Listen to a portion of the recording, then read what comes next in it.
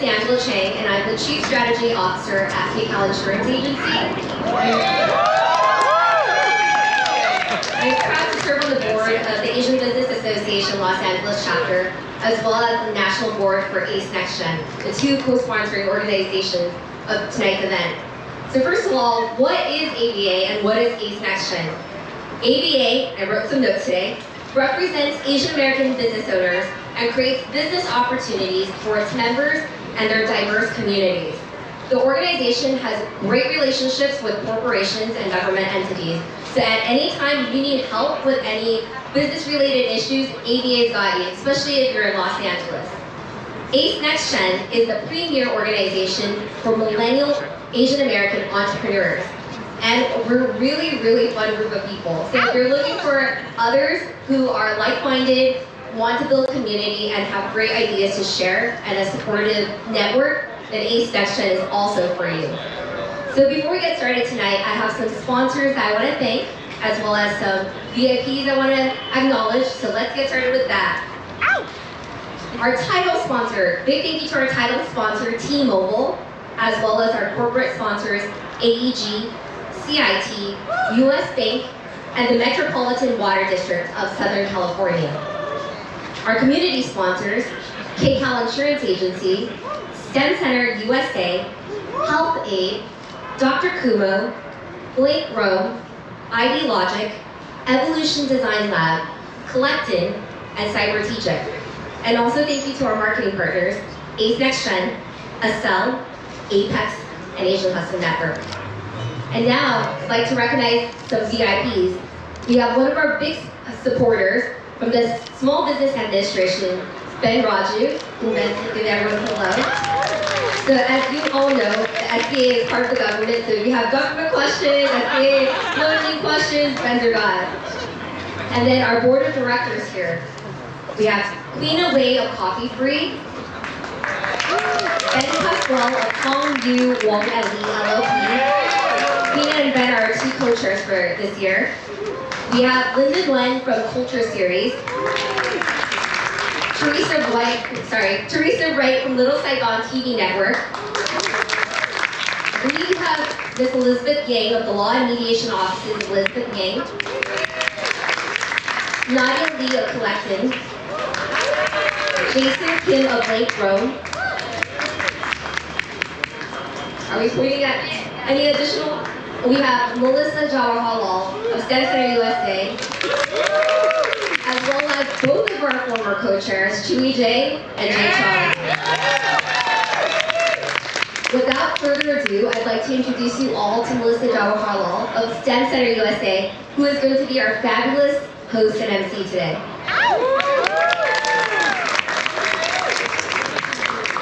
Thank you so much, Angie. As Angie mentioned, my name is Melissa Jawaharlal, and I will be moderating this evening. I am delighted and honored to be here, and thrilled and very excited to share the stage with a selection of really wonderful entrepreneurs.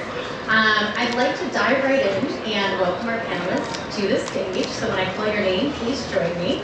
We have Brian Lee of Open Market, Jennifer Chung of Embody,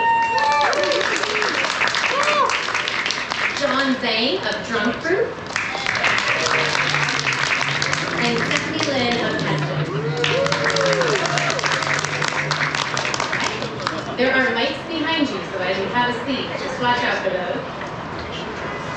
All right, so just to kind of set the stage for today, I have a selection of questions that I will be fielding to our panelists. There will be a section for Q&A from the audience, so if they share something that's really intriguing to you, please drop that question down because there will be an opportunity for you to ask your question at the end of today. In your program book, there is a little bit more information about each of your panelists, so please feel free to open that up, and that way it just gives you a little bit more of an insight into who they are. But to kick us off, I would love for you each to share your name, your company, and a little bit about what you do. We'll start with Stephanie, and we'll work our way down. So, hi everyone, my name is Stephanie Lynn. I am the co-founder and the creative director of Kestan. We're a modern women's wear brand, and I personally design clothing and accessories for the modern woman.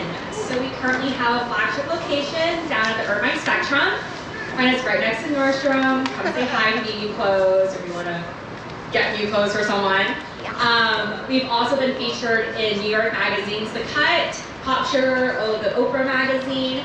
We also have had national coverage with NBC and ABC, kind of featuring our business and how we're addressing changes and how women are dressing today. All right, next, go ahead. Hey guys, I'm Zane. I'm one of the co-founders of Drunk Fruit, and we are an Asian hard seltzer. I started it during the pandemic about 2 years ago with 3 of my college friends from Chicago. And within a short period of time, the 4 of us who had no previous experience with CPG, we managed to get Drunk Fruit into over 4 states, LA, Vegas, Nevada, DC, Virginia, and into over 400 locations and major chains like Bevmo, Total Wine, 99 Ranch, Whole Foods, and Safeway. And thank you for inviting me guys. It's been an amazing experience for me.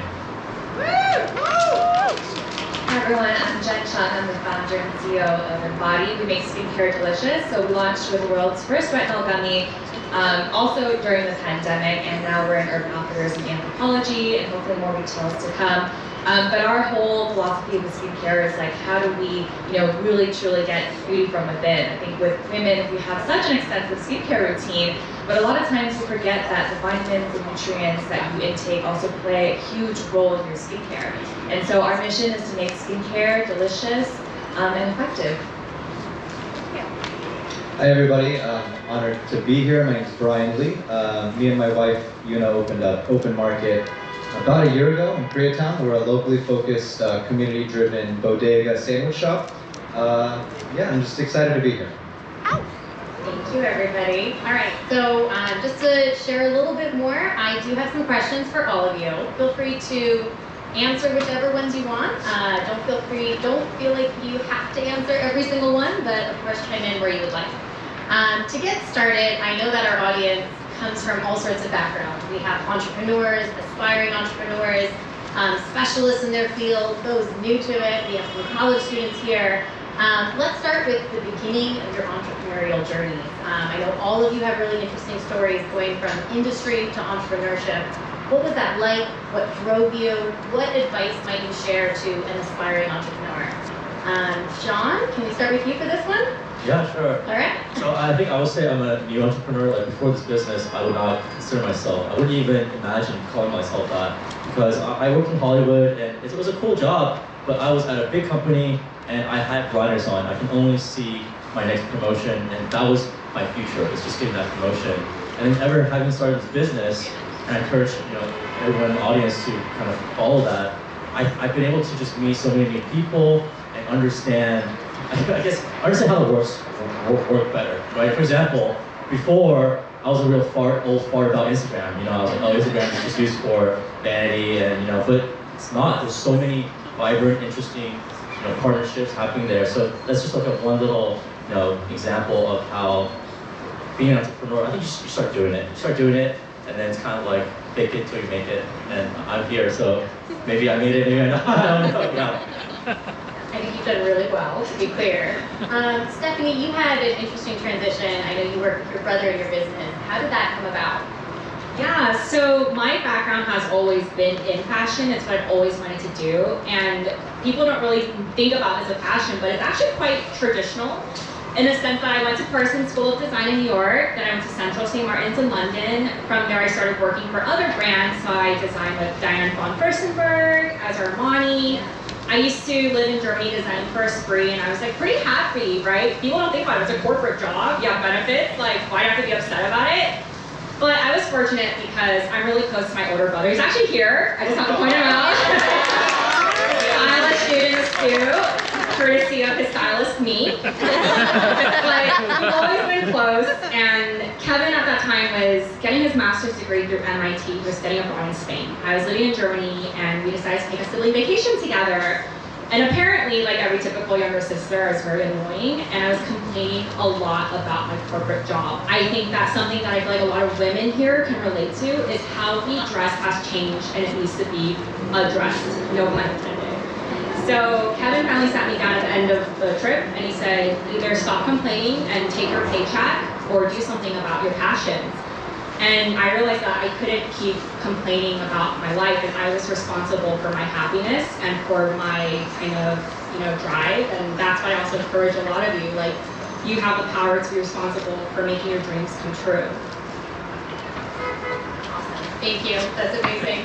I think that, I know in my small business, working to build an awesome team is a challenge and something we work hard on every day. That's a challenge anytime, and especially during the pandemic. Do any of you have kind of like a secret sauce to identifying, inviting, and retaining talent to your team? I'll jump in here. Right now, we started as a small team, just about 4 founders, and we're starting to get to that point where we do need to start hiring, we're growing, and we've found a lot of difficulty retaining and also just vetting people. I think one of the biggest things that we realized was just get people feet on the ground and working with you, and I think you could tell more about a person's character and their cultural fit based on the actual hand-to-hand experience with somebody.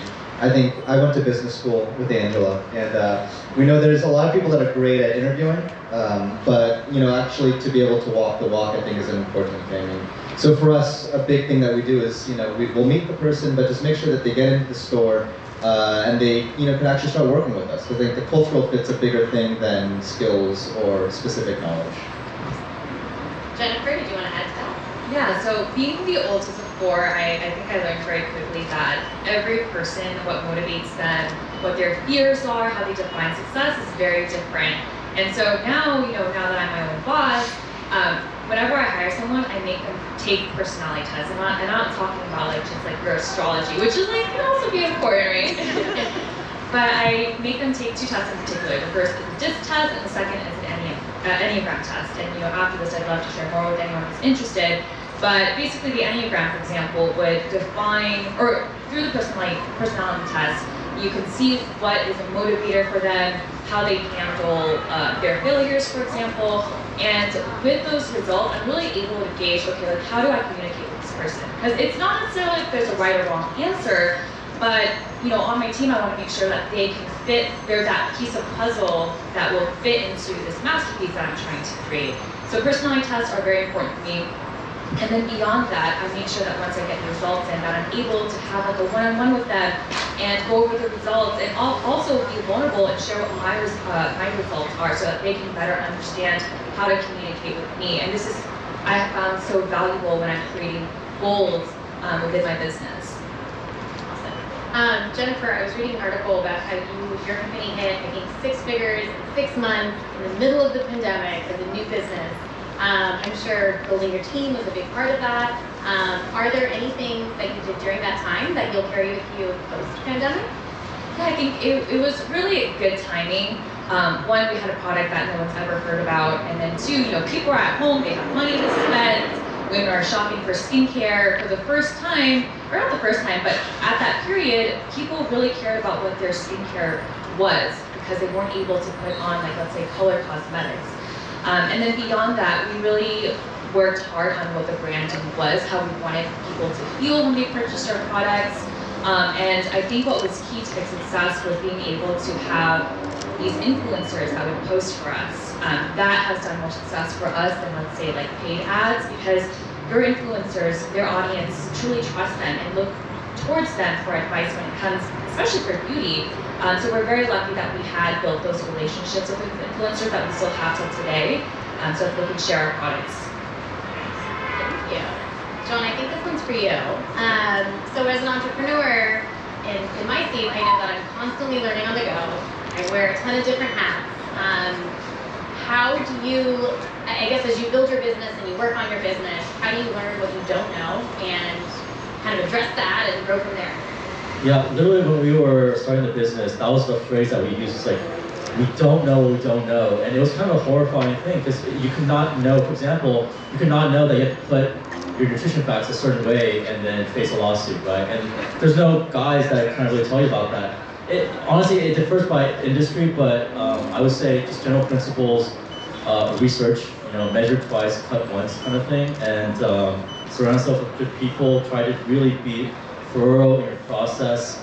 But at the end of the day, you can't stress too much about what you don't know, because there's an infinite amount of things that I don't know, but just, you have to try your best. As entrepreneurs, you are creating that rule book. You're figuring out what you know, what you don't know. You're creating the metrics for your company. How do you define success within your company? Are there driving metrics that you use, certain value propositions, product development, timeline? Any tips in that area? I think for us, it's like, I come from, I had a corporate background, I had other small businesses, MBA background. We always have those metrics, monthly reviews, numbers, but I think ultimately where I get the most feedback is from actually just seeing customer reaction and understanding and talking to people. I would say maybe about 2-3 days of the week I'm actually working the front cash register, making drinks. Not only what does it take to run the business, but also what is the value you give to people by doing what you're doing. We can have a lot of high aspirations about what we want businesses to do, but at the end of the day, it really comes down to that touch point of what you're actually giving somebody and how they value that. And that was something, a lot of my corporate background, you're sitting in an office miles away from any customer interaction, that really kind of killed my spirit a lot. And that's kind of why I ran towards something a lot more hands-on and a lot more visceral. And I think that physical interaction is one of the most valuable things that I take away. Yeah, I think for myself, I'm still learning how to set goals within my business, because it's always evolving, just like my brand is evolving. But to touch on your point, I think the final customer reaction, how that customer feels, how they respond to your brand, is what defines the success of your company, right? From the top, I can set all of these KPIs and all these goals, but at the end of the day, does that finally show in the end product of my customer using it and loving it as much as I do? Yeah, and I think kind of jumping off of that, I feel like a lot of times in business we set a lot of external goals, right? Things like how much revenue we're making, how many locations you're opening, how many products you're putting out. But I think also success, I think for entrepreneurs, it's important to set personal goals out as well, to make sure that you're feeling fulfilled in your job. Are you innovating? Because oftentimes you can be hitting numbers, but if you're not innovating in your business, you're not feeling inspired, that can really quickly cause a decline in your product and the customer interaction. And that is something that I think it's so important for us to be mindful of as we continue to grow in terms of the business. I think internally you have to grow as well as a person and as a business owner. I love that. Thank you so much. As in general, there's always a lot happening in life, and as an entrepreneur, there's a lot of different things happening as well. Whether you're on the front lines or you're thinking about things on the back, figuring out where stuff is going, updating your timelines. How do you keep a healthy perspective of life outside of your business? Are there tricks to make sure you stay in the best shape to keep your company moving forward as well, just all around?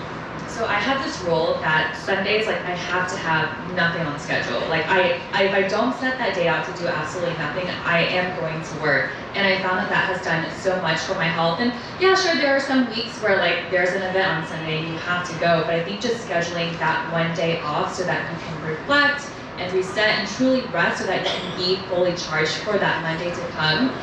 Your staff is gonna see that too, and it just makes me feel so more confident walking into the week, and I found that confidence will reflect in my business.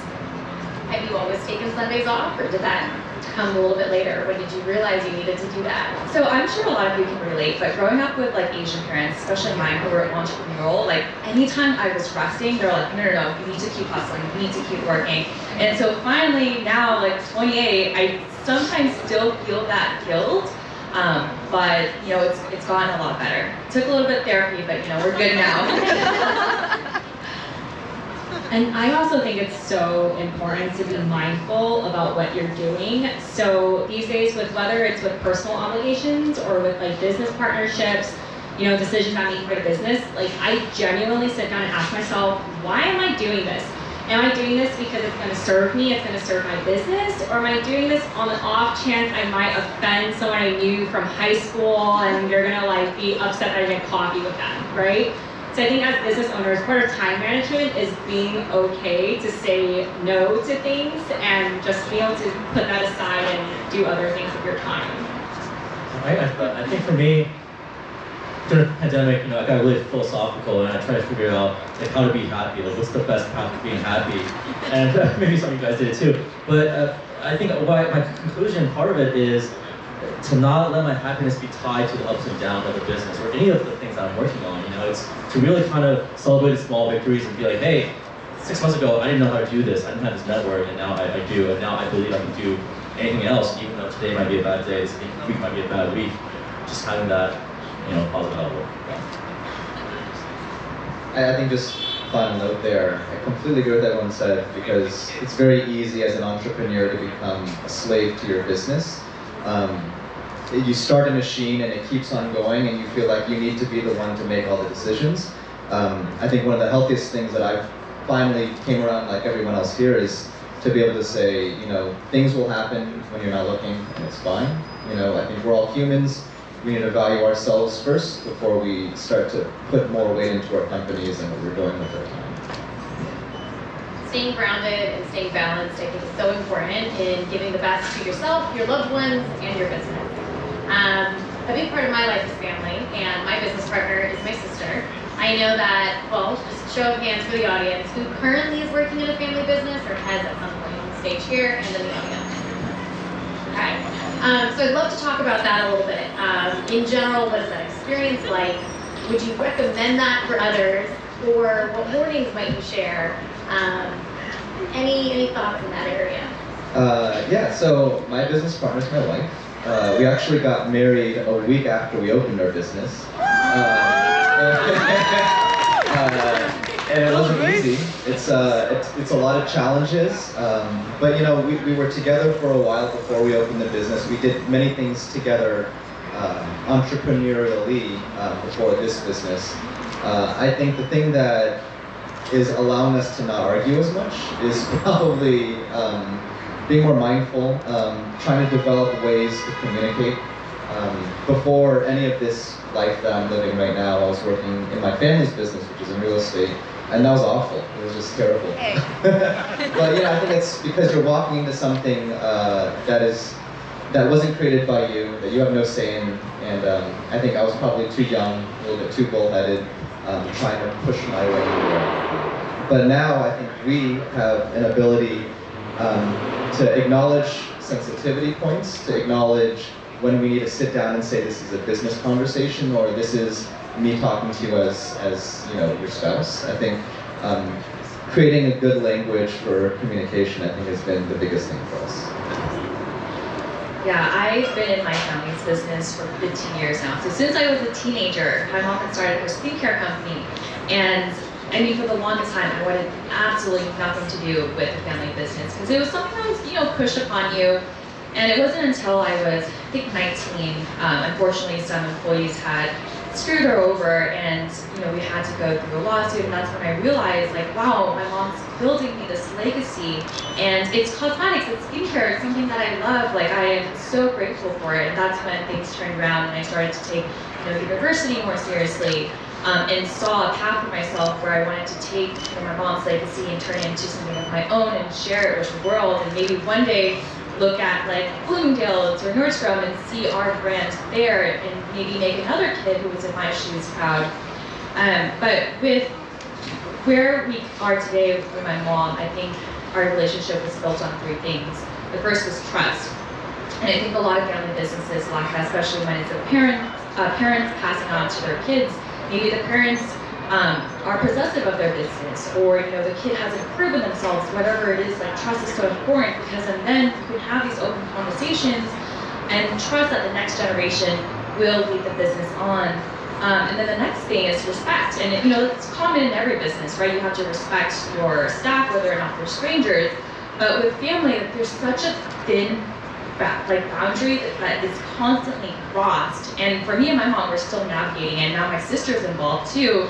And so, sometimes I'm brushing my teeth, when I used to live at home, brushing my teeth, my mom pops her head in. She's like, hey, I have this idea, blah, blah, blah. And I'm like, Mom, I'm trying to relax here. But through all of that, we really learned how to respect one another. And also I've seen in other instances where my friends, their parents, because they're older, especially with the Asian hierarchies, they don't respect the decisions that their kids have to make. And then lastly, with communication. Communication is so important. I feel like it's one of the most important things. Our parents weren't always taught how to communicate their feelings with us, and that can be very frustrating. And so now, my mom and I, just like with you and your wife, like we have to figure out, okay, like, am I talking with you as mother and daughter, or are we talking as partners in this business? And it's a lot of tears were shed, lots of arguments, and I can tell you I have been fired like several times throughout my 15 years of the family business. But 3 years ago when I moved down from the Bay Area, I did get her blessing to expand beyond that and create my own brand, which is Embody today. And I can't tell you like how many times I call her a day. I feel like, hey mom, like can you like is the chicken done yet? Like I don't know if it's cooked, but also like how do you market this product? So it's a really valuable relationship that I'm so grateful for. Yeah, and I think I definitely relate to this idea of like kind of keeping personal things personal and then also business things business.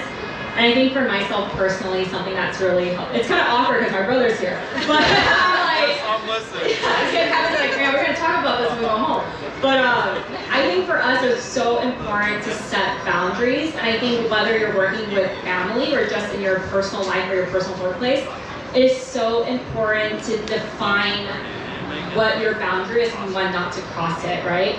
So similar to like with your mom, like, maybe at mom's birthday party, let's not talk about all of our inventory that's stuck on a boat somewhere. Like, let's talk about mom, And also not making things personal because you're so close. I feel like that is such a benefit because no one will love you or know you as well as your family member, but they also know your secrets. So it is very important to make sure you don't bring your personal kind of life into your business. And when you're at work, it's just work. And when you're at home, then you guys can be best friends and talk to each other like friends. Yeah, it's bittersweet because you get to work with the people you love, but also like they're the people you love. So it's a delicate balance. Can't be like, in high school, I remember when it's like, you can't bring that kind of stuff up. Another big part of identity, I think, is age. And as our young entrepreneurs panel, we've had all sorts of amazing, incredible experiences at relatively young ages. Have you had experiences or had to work, do anything particular to make your investors, customers, clients take you seriously?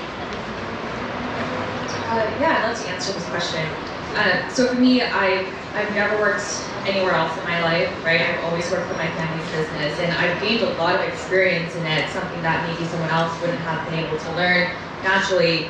But I didn't come from big name corporations, and when I started Embody, I knew that I wanted to take outside investment. And so when I first started talking to investors, I remember coming and I was so nervous because I wasn't confident in myself. I thought like, oh man, I didn't come from like this university, or I didn't do, work all these internships or these corporate beauty brands. And for the first couple of interviews, I remember I like totally bombed it because I was like, so nervous. And then a couple of months in, once we started to get traction, I had a different perspective on it. I was like, you know what? No one else can say that they've worked in a beauty business since they were a teenager like I can. And so I really took that leverage and that experience. And so now when I'm talking to whether it's retail buyers or investors, I'm able to take what used to be my insecurity and now turn it into something that is very unique to me and my brands. John, I'd love to start with you for this next one. So for the last 2 years, our world has changed dynamically and in a way that we never would have imagined with the pandemic. All of our businesses have changed. Some of your businesses have started during this time. What are some things that you'll take into your business moving forward from the pandemic? Yeah, I think, we all had to kind of work under the same conditions, and really learn quickly. I would say, even if, fingers crossed after the pandemic, you'll still kind of approach it that way, which is try to be lean, try to be smart, try to be efficient, and then try to think outside the box. For example, when we first started making our seltzer, it was at a traditional brewery, and then for 2 months, they had to shift to making hand sanitizer because the world needed hand sanitizer more than they needed another new hard seltzer, and we just understood that. So I think I think it's taught us to be really resilient, and hopefully as things get better, then that resilience only improves what we do. I know a lot of people who would need that seltzer more than the hand sanitizer though. I think I saw that you have a new hard seltzer coming out, is that right? That's right. So for us, we started off with seltzer because it's accepted. It's a category that everyone here, Americans, white Americans, Hispanics, they already know. But our vision for our company, because it's called Drunk Fruit, but our parent company is called Hyphen Brands. It's called Hyphen Brands because we are Asian American, and it doesn't stop at just seltzer. Right now, it's seltzer with Asian flavors, but our next drink is going to be a ready-to-drink cocktail. It's called Yochu. It's a combination of yogurt and soju. So I think most people here have had that, but just like lychee, a lot of the percentage of the U.S. has never heard of it or tried it, but they do, they love it, and we think yogurt soju is going to be something similar, and it comes with all the trying to educate people and have to market and have to learn to do all that. But yeah, we're very excited. I feel like we just heard something special because I don't think I saw that on our Sign me up. I'll just talk to you about things in the market. Let's do it. I'd love to talk about names for a moment. We have Open Market, we have Kestan, Drunk Fruit. I know you just talked a little bit about that. Embody. How did you come to your company names? Are there stories behind them? Yeah, so many expressions right now. I'll just go quickly. My background is in marketing, and I think I've been in those rooms where you're deliberating with like creative agencies, ad agencies, everybody saying what's the perfect spin. And when it came to Open Market, my wife and I were just sitting at the table, we're just eating and drinking a wine or something. And we're like, what do we call this thing? And she was like, let's just call it Open Market. I was like, that's perfect, just leave it at that. Let's not deliberate this anymore. And we just stuck with it. And I think it went well. I'm happy. For us, I put so much thought into it because I was like, oh, this needs to be a really cool name. And we went through so many different types of names before I pretty much gave up. This was like a couple months before we were gonna go into branding. And then one day, I'm listening to my podcast and I'm curling my hair, and I remember exactly, it was a daily episode, and they were talking about Trump on the daily episode of the podcast, and someone had used the word embody, but they used it in a totally different context. It was like some political context. And I was like, embody, damn, that sounds really good. So I Googled it, and embody means to, you are becoming a part of, or you are, going on this journey to become something better. And I was like, we're vitamins, gummies, it's perfect because we want to become a part of it. We want to be a part of your skincare journey. And for you to embody, everything that we say about our brand. And so it just made sense, and it stuck ever since. And I remember it was very challenging because now all the Instagram handles are taken, so you can't get embody anymore. So then we had to be creative. So anyways, that was a whole different thing. Yeah, for us, so if you Google us and just read the articles, the official thing is my co-founder Ken, who's half Japanese. He went on his honeymoon in Tokyo and he saw these drinks that inspired him, and that's partially true. But the actual name and concept, I actually was in my room. It was the beginning of the pandemic, and everyone was scared shitless. We don't know what was going on, and it literally, I swear, it just came to me. Within I think 2 hours, I was drafting up the first mascot in Photoshop, and when you start a business, you have to Google the name to see if anything else is similar. And when I Googled Drunk Fruit, there's just videos of elephants getting drunk off fruit. So I knew I was good.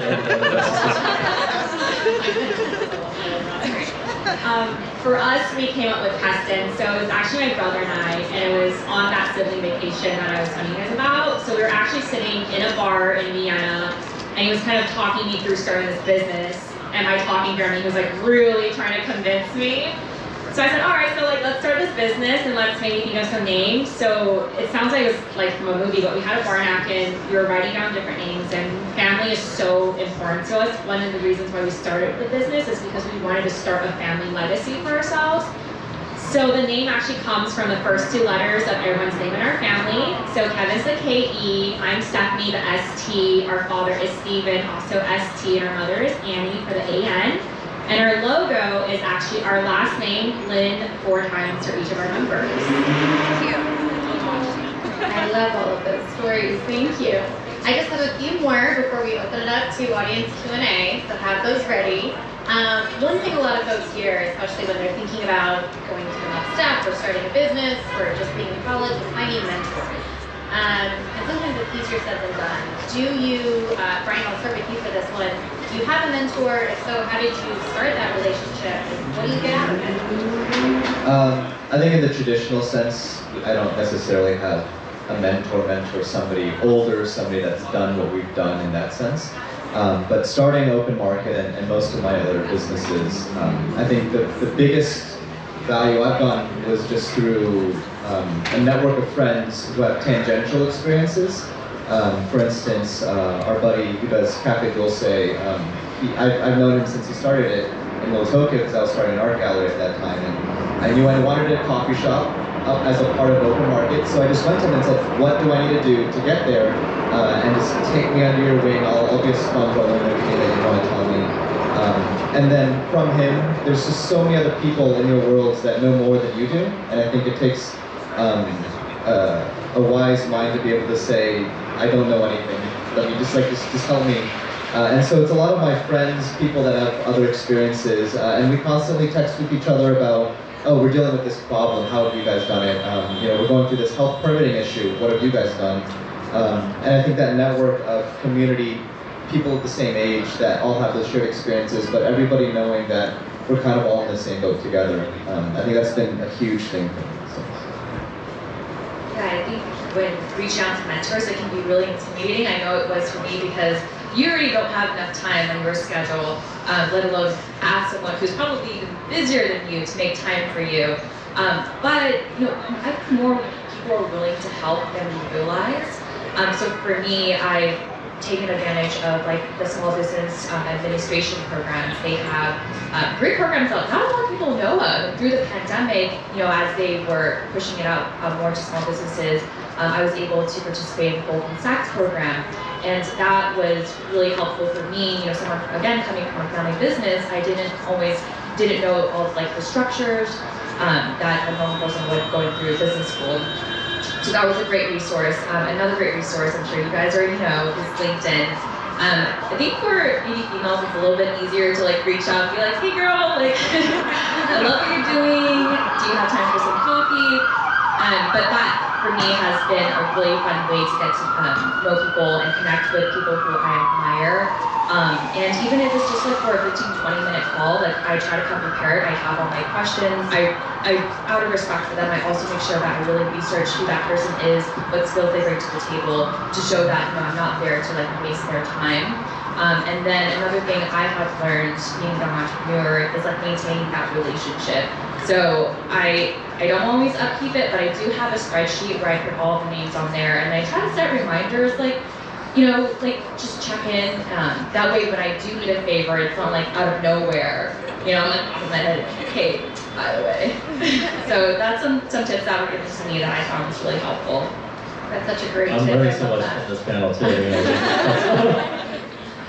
All right, I have one more question. This one's for each of you before we open it up to audience Q&A. What do you love most about your job and why? We'll start with Stephanie and then we'll work our way down this way. Yeah, so I work in fashion, and I think a lot of times looking at fashion is just fun. It's frivolous, and it definitely can be fun, but I don't think that people understand how important the way you self-present is, especially for women. The way that you carry yourself, the way that you dress is very important, and for me to be able to lend my voice as a designer into that story of your life is a huge privilege of mine.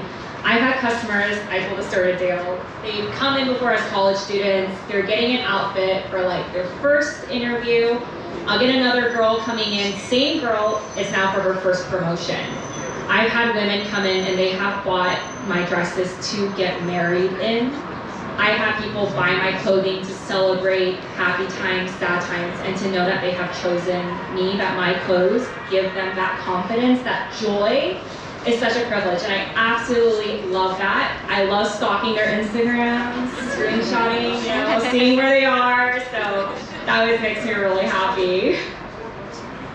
For me, I think the best thing, both with hard seltzer and with films or whatever else, I realize at least that it's mostly about people and connections and relationships, and having this business just allowed me to really broaden my circle. And what I love is, you can go into any event and every single person is very interesting. Every single person is like an expert in something. You just have to tease it out of them and learn from them, So I've gotten to do that so many times, and afterwards, please find me if you're interested in seltzer or movies, and yeah, I'd love to talk about it. For me, growing up, I had really, really bad acne, and I had scarring on my face, and I feel like this is the most confident I've ever been in my skin, and it was through all these things that I've learned, trial and error with my skincare. And so for me, being able to create products that are innovative, that work for people who have been in the same shoes I have and also are unhappy with their skin, because everyone deserves to feel beautiful, deserves to feel confident, and have healthy skin. And so for me, it's so rewarding when we create gummies and we hear people leave reviews like, oh my god, this has helped me so much. I haven't had another product that worked this well. That is very rewarding for my team and I. I think just to kind of echo what everyone just said, the business that we do and what everybody's involved in is a people business, and whether or not it's the vendors or your customers or your team, there's so many amazing moments running a business. I think a lot, for me, you end up seeing the same person come in at 3 o'clock every day for a specific drink because that's exactly what they needed at that moment.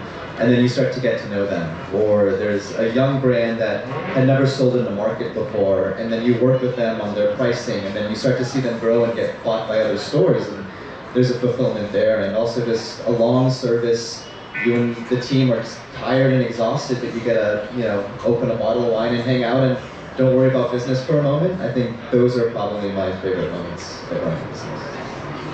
I could keep going, but I'd love to give you all the opportunity to share a few questions. So we have a mic stand up here in the front. Feel free to come on up a few at a time. Don't all rush at once. We ask that you just stay distant, and then we'll go from there. In the meantime, I'll keep going. Okay. Do you have an exit strategy in your businesses? And if so, is it the same thing that you started with? No. Okay. I've been in a lot of businesses with that in mind, and I realized it becomes very short-sighted to a degree at some point. My goal and my strategy is to just build a business that serves what I need in my life, that has a strong impact in the community that I'm serving, and it's something that I think can be sustainable. I think more and more sustainability is something that we're starting to see the flip side of the for-profit versus non-profit model, and we're needing to find a balance in the middle. And I'm okay making enough money for my team to get paid, for us to have a strong impact, but just to keep on doing what we're doing. And if that's my future, I'm very happy about that. It's a great future. I guess for me, we're all Asian here, so I won't figure out the bush. It's money, right? I want to be obviously wealthy, and to start a company, we're in Chicago, so we're huge nerds, econ majors, and because all these major multi-billion-dollar American beer companies are starting their own seltzers, we outsell Michelob Ultra seltzer, at most of our stores, just because they can't beat, White Claw Trulies, but we're different. So to answer that question, not to jinx it, but it's hopefully to sell to one of these big companies and become fabulously wealthy. Make my parents proud. All right, you have a line. So I'm really excited about these. Please. My name is Bonnie. I want to thank Angie. Thank you for inviting me here. I feel like I've been really quarantined really hard. This is my first time going to a professional event in a while. And I really want to thank all of you for the bravery that you did, not only starting your business, but sharing with us all your secrets, because we're totally going to take them. And that's actually what I want to ask you about, bravery. I have a family business. I'm branching off, but I'm so scared every day. I'm so scared of failing. I'm so scared of, like, making a fool of myself, messing up, doing all those things. And I want words of encouragement from your success to help me be less of a pussy. I really appreciate your honesty, Bonnie. I think it's amazing. I think for me, I've made a lot of, I've been in a lot of ventures in my life, business ventures. More of them were failures from a traditional standpoint. And I think the thing that has always been a way that I can look back on all those and not feel ashamed or not feel like it was a bad decision was the knowledge that I really loved what I was doing, that I thought that there was a purpose there. I think a lot of people that I've seen get into businesses for false motives or for bad reasons. That's when you start to feel ashamed. That's when you start to feel regret. But if your heart's in it for the right place, you're not going to feel that afterwards, even if you do fail. And if you do fail, welcome to the club. It's fine. Life goes on. You'll be okay. And yeah, I think just you gotta believe in it, and I'm sure you do. I think failure is inevitable. Everyone here can probably relate. We've failed so many more times than we've succeeded. And I think what makes entrepreneurship so fun is when we do fall, it's how we pick ourselves up and what we learn from it is going to be so valuable. And I think for you to be choosing that you want to do entrepreneurship is so huge already, and not everyone can say that, right? And so I'm like so excited for you. Just expect failure, but you know what? At the end of like every rainstorm, there's going to be sunshine, and you have all of us here to support you. And I think for myself personally, I find that like I do my best work. This sounds so like hitty-ditty, guys, but you can't focus on that because I tend to realize that what I'm looking at as a person is what I'm walking towards, right? So because no matter what, life is gonna happen. Like, isn't that what we all learned during COVID? Like, if it's gonna happen, it's gonna happen. So you might as well just focus on what you can control, on what's in your power. And no matter how insurmountable, all it takes is one step. I do one thing today, I do the next thing tomorrow. And if you're looking in the right direction, then you should have faith that your feet are gonna take you to success. Nice to add to that. So for me, I think maybe this will help you. What I try to do is, you used to remind me of it. I try to imagine the best version of myself, a version of myself partying with Blackpink, in a mansion somewhere. And then I think to get there, is this little thing, like, is this thing that I'm working out tomorrow? Like, I'll first come here, like public speaking is difficult, but I'm gonna party with Blackpink, so I gotta be the person that Blackpink wants to party with, right? So maybe BTS for you, I don't know, you can insert something else in there. Vision Blackpink, I'm with it. Yes, yes. I love that. Thank you. Jen? Hello, my name's Jennifer. President of the and I'm still in corporate. So my question is, were there any big learnings, kind of similar to the previous question, sorry, but were there any big learnings or surprises that you wish you knew from the beginning? Like anything financially related, legally related, or any advice that you might have for someone starting out to like really dig deep to share? I think something that I've learned a lot of was entrepreneurship for me, and just running. I think there's a difference between entrepreneurship and running a business. I think running a business there's a lot of overlap. Entrepreneurship, in my mind, is the ability to take value on many different levels and turn it into something else. And most of our value here in America is money. And we go to business school for that, or there is a business school for that, right? There's different ways, financially, operationally, marketing, to manage money in beneficial ways for your business. And I think just thinking about a good idea alone, a lot of times isn't enough to build a foundation. And I think doing more research and understanding and looking at your industries in different levels, from a consumer level, from a business level, from a shareholder level, understanding the ins and outs that way really brings a lot to light, because I think we all come from very specified backgrounds, and it's easy to be very myopic about your approach to a business. And I think take a step backwards and try to understand the holistic view. That really helped me and it helped me because I learned from not doing that.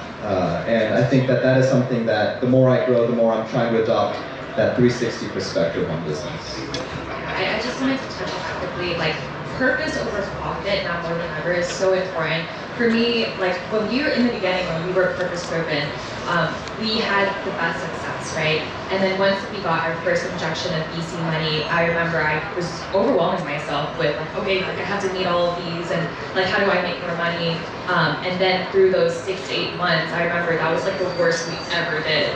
And so now I had to take a couple of months back to reflect on it and kind of determine like what the heck happened there. And it was because I forgot what my mission was, and I was so worried about impressing these VCs with all these like pitch decks and whatnot. So that would be one advice I'm taking for myself, and I hope you would too.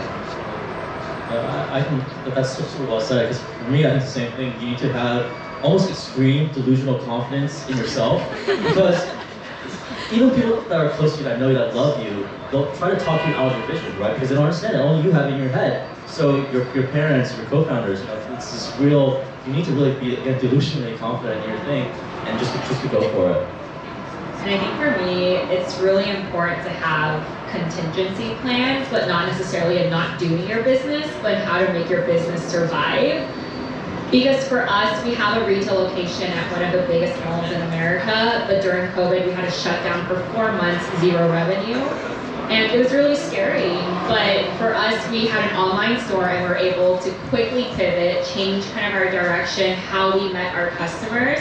So for us, it's always being ready to do whatever you can to make your business survive. So think about all the different ways that you can run your business, how your business can exist, and try to make that happen. Dale? Hello. So as an older entrepreneur, I don't know what Blackpink was. Yeah. Oh, no way, no way. You're not in for a treat. You're in for a treat, okay? Go home, it's like 2 hours, and just watch all the videos. My question is, as a young entrepreneur, what are older entrepreneurs doing wrong, and what advice do you have? I think we learned a lot from you guys still, what to do, what not to do. So give yourself a little bit more credit. Yeah, I can't talk to you guys because I was talking to someone and they're like, oh, I'm old, I'm 22, and I just blew my mind. No, so I mean, I don't think it's an age thing, I think it's a mentality thing. You guys aren't answering the question. We're trying to respect our elders. But if I had to try to answer your question, I honestly really recommend kind of thinking about where the future of business is going. I know that for a lot of industries, being online and having a social media presence is like super, super important. Like I mentioned before, during that time when we closed down and we weren't making money through the store, I had to pivot online. So I kind of changed how I approach my customers, finding new ways to talk to them, finding new ways to get them interested. And then we actually doubled our revenue during COVID from closing a retail store. So for me, it's kind of like figuring out like, what are some other ways that I can get new customers? How can I reach out to new people? Is that through networking? Is that through new ways of marketing? Is that through new partnerships? Because during that time, we partnered with a lot of really popular influencers. So maybe I didn't have a store with foot traffic, but I had a girl with 3 million fans talking about my product. And that's a new way of kind of doing business. I wasn't used to that either because I never really was online prior to that, but gotta do it. Now we have to create TikToks. I'm on TikTok all the time, I love it, but like tell me to create a video, it's so difficult. I think also maybe to answer some part of the question. I think there's a tendency to look at like the young trends like TikTok and say, how do I make that work for me? How do I be on Instagram? How do we have a viral campaign? And I think from that approach, it never works really well. Because those are literally just medias for communicating something that has to be there before that thing. You know, the strategy isn't how to use the application. The strategy is like, how is that going to help me get my message out there? And I think I get more of that from the corporate world, you know, working at Nestle or all those big companies that they say, we need a YouTube campaign. How do we get big on YouTube? I think that inherently is the fundamental issue. And the bright and shiny thing isn't necessarily going to be a fit for everybody.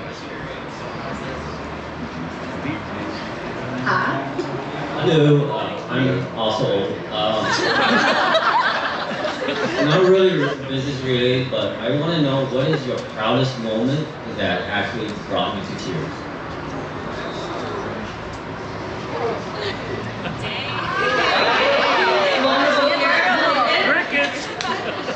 I think when I raised my first, or when I got into my first VC firm, I was like, wow, this little immigrant kid who was never taught how to raise money was able to convince an investor that she had something here.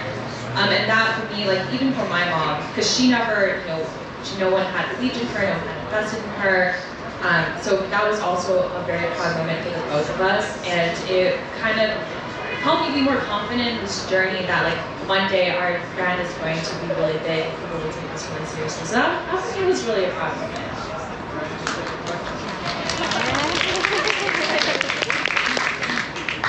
I think for me it was, I think because we're Asian, it also does have with my parents. So for me, it was the first time that I saw one of my designs in print.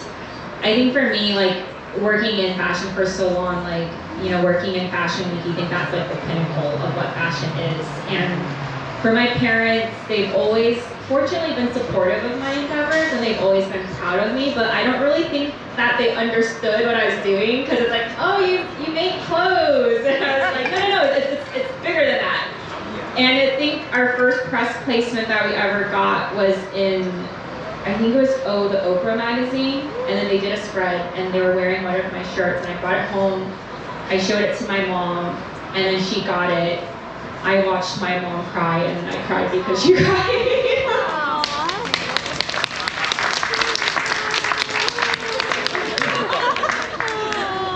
That sounds like such an amazing moment. Thanks for sharing that stuff.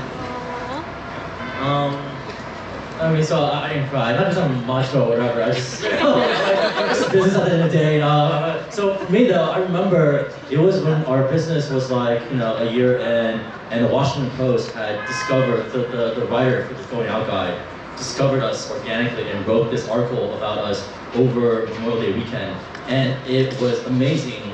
So if you guys start a business, I think letting a good piece like that, PR at the beginning, is really useful because you get that effect, the halo effect, but then you can also show people, hey, this is us. But I remember when that came out, we were in Vegas, and our Vegas distributor had read it, and it was on a Sunday, and these old white men, the CEO, the CFO, the distributor came out, and it was just me and my co-founder. I was wearing a hoodie probably, just sitting, I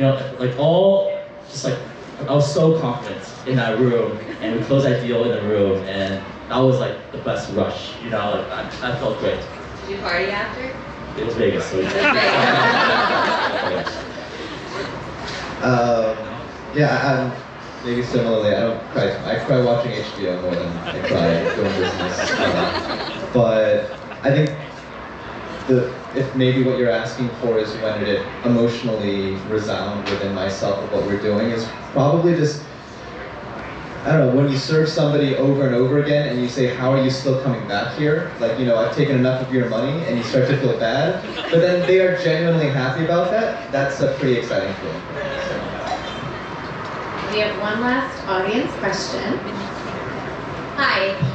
So, one thing that I hear a lot is, mentorship and people that are really big influence in their lives. So, what I want to know is, what are some things that you are doing to, continue to self-develop and, grow with yourself, whether it's someone that's mentoring you or different types of applications or things that you attend to that really helps, expand your mind and really help with your growth?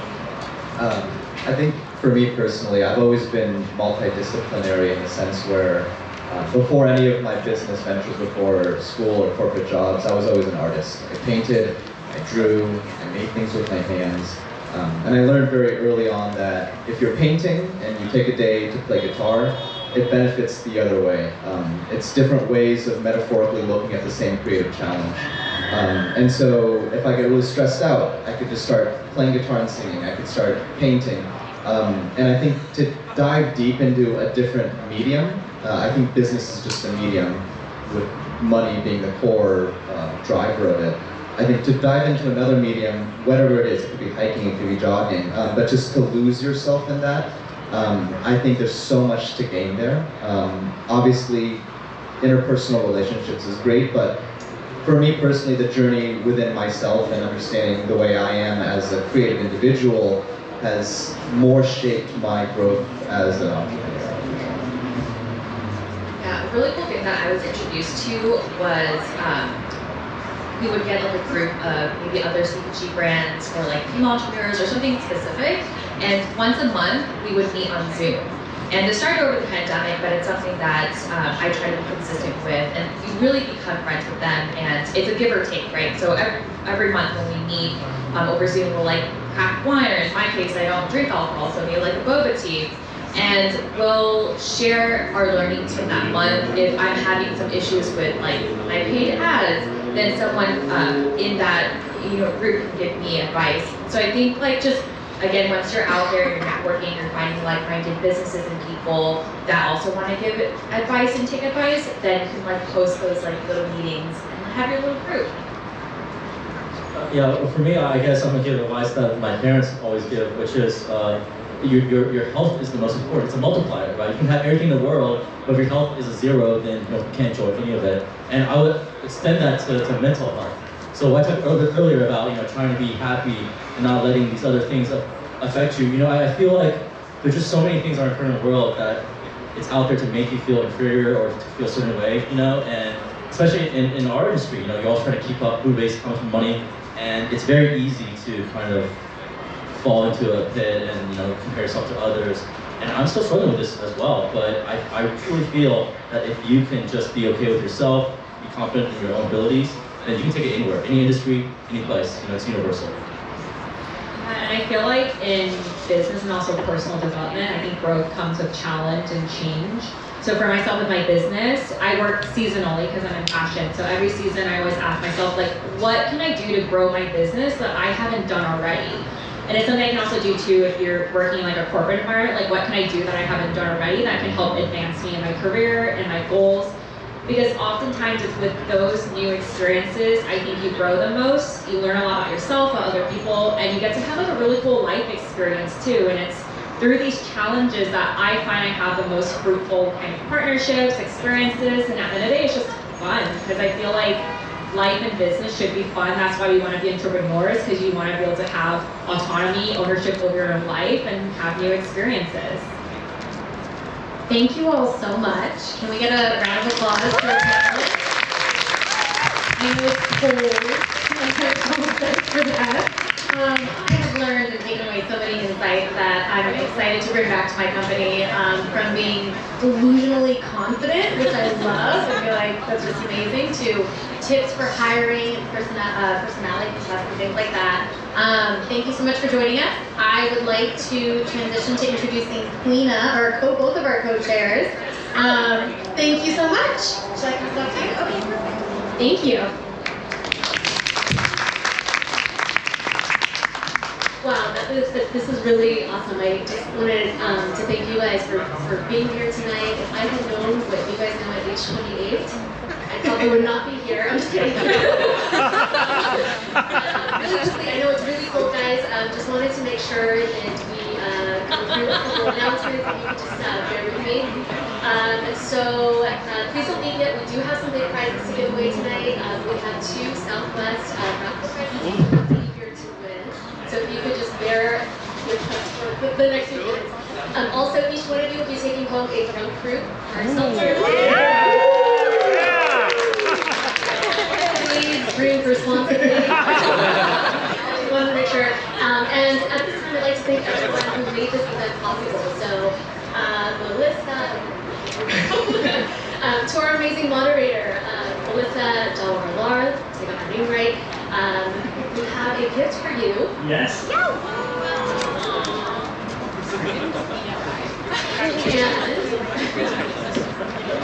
Thank you so much. And we'd like to thank all of our panelists as well. So Brian Lee of Open Market, Jennifer Chung of Embody,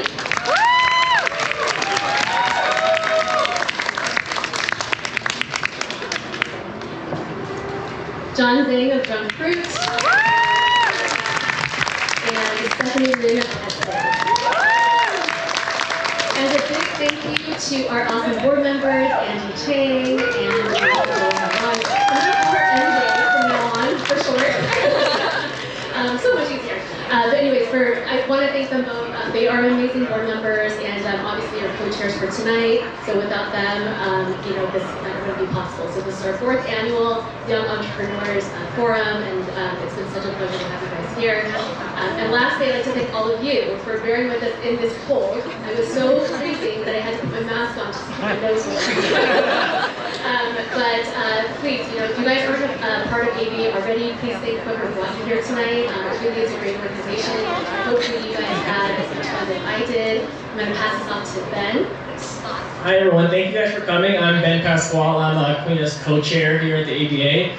If you guys enjoyed this event, or even if you didn't, but I'm sure you guys did, if you guys enjoyed this event, please remember to join the ABA as a premium member for only $100. You guys can join at abala.org/join. There's also a PTC code in the back. You can just scan it in. And also in the back are announcements for 3 of our upcoming events. The next upcoming event is on March 10th. There's a minority certification workshop. It'll be done virtually. Many of our members have actually gotten minority certified. You guys may not know, but many big businesses such as Northrop Grumman, American Honda, Walt Disney Co., American Water Company, a lot of them allocate a portion of their budget to supporting minority businesses. So they would support you guys with the certification. So this is a workshop to enable you guys to sort of learn how to get certified and hopefully drum up business for your organizations. The next event is more of a social event, one that I will not be telling my wife. It is an event at Spring Shopping at South Coast Plaza. It's a VIP event. We'll close off a portion of the mall to allow ABA members to shop. There's a VIP passport, valet parking, access park, and then a VIP gift. And then the third event that we do want to mention coming up is one of our flagship events, the Women's Symposium. That will be held on May 19th at Hotel Indigo in downtown LA. Please join. This is there you go. It's right there. So if I'm short, it's right behind me. So there you go. So you can register for any of these events, of course, at abla.org. And there's also more details in the back of our pamphlet today. I know, once again, Queen said it's cold, but one last thing that we wanted to do is there is the raffle that we mentioned. If you guys did not get an opportunity to place your business card here, we'll give you one last chance. Once again, they are 2 Southwest round trip tickets. Yeah, you can. Oh, you put in your name tag.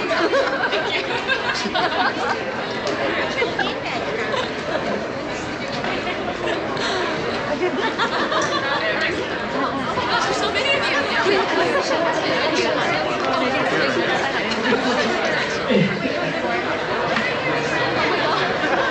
Business card?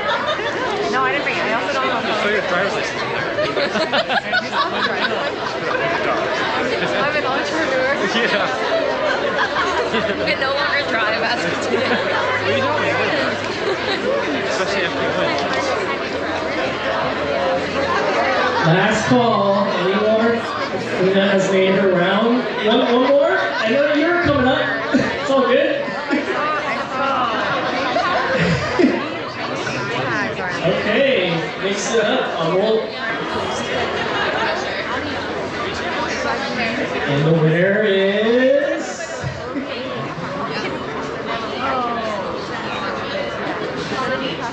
Bonnie.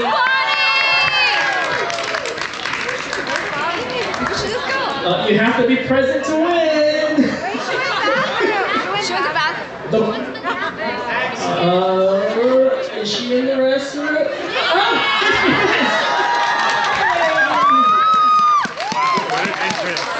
What an entrance, seriously. Bonnie, you got your ticket to your entrepreneurial journey. Take me with you. And we have one more. One more.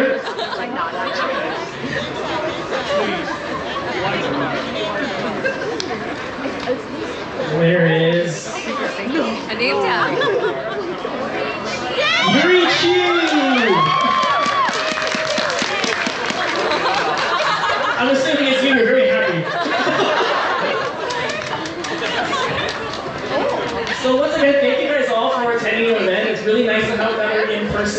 live event, getting to network. And once again, thank you for the panel, the host. Thank you for everyone organizing this. So really appreciate it. A quick shout out to Ace NextGen.